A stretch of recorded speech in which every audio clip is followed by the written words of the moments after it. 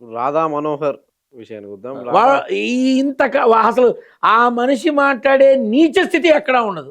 అంటే క్రైస్తవులను గొర్రెలు అంటూ అవంటూ అంటే ఇప్పుడు ఒక రకంగా అది ఉండొచ్చు కానీ క్రైస్తవులు గొర్రెలు అంటూ నేను ఆ రాధా మనోహర్ దాసు కూడా ఒకటే చెప్పదలుచుకున్నా, పాటలు పాడి పద్యాలు పాడినంత మాత్రాన గొప్పవాడు కాదు, అస్సలు కాదు. నీకెవడిచ్చాడయ్యా హక్కు? పరాయి అదే ఇతర మతస్థులని నువ్వు గొర్రెలతో పొట్టెలతో పోస్తున్నావు అంటే నీ బుద్ధి ఏమైంది? నిన్ను ఏ ఆశ్రమాల్లోనూ ఎక్కడా కూడా నీకన్నా వయసులో పెద్దవాళ్ళు నిన్ను పాదాలు కూడా ముట్టుకొనివ్వరు. అది నీకున్న గౌరవం. నువ్వు కావాలంటే ఎంక్వైరీ చేసుకో. నేను సరదాగా చెప్పట్లా.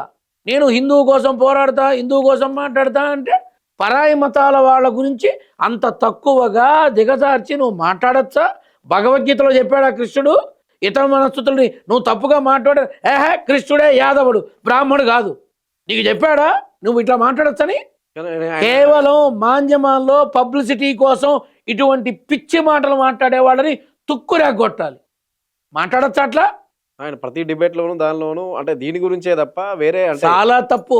హిందువుల్లో ఐకమత్యం లేదు అంటానికి ఇట్లాంటి ఘటనలు ఎన్నో ఉన్నాయి.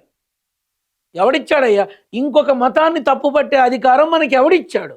అరే ఇవాళ రేపు కొడుకు అదేంటి క్రిస్టియన్ పిల్లని పెళ్లి చేసుకుంటే కూతురు ముస్లిం కుర్రాన్ని పెళ్లి చేసుకుంటోంది. అందరూ పెళ్లిళ్ళు చేసుకొని పిల్ల పాపలతో కాపురాలతో బ్రహ్మాండంగా ఉన్నారు. ఎవరికి నచ్చినట్టు వాళ్ళు ఉంటున్నారుగా. వీడెవడు మాట్లాడడానికి గొర్రెలని? నేను తనను ఒకటే అడుగుతున్నా, Radha Manohar Das, yes you have a very good knowledge, నేను కాదను, నీకు చక్కటి అనుభవం జ్ఞానం అన్నీ ఉన్నాయి. అటువంటి నువ్వు ఇంకొక మతాన్ని కించపరుస్తూ మాట్లాడే రైట్ నీకుందని నిరూపించు.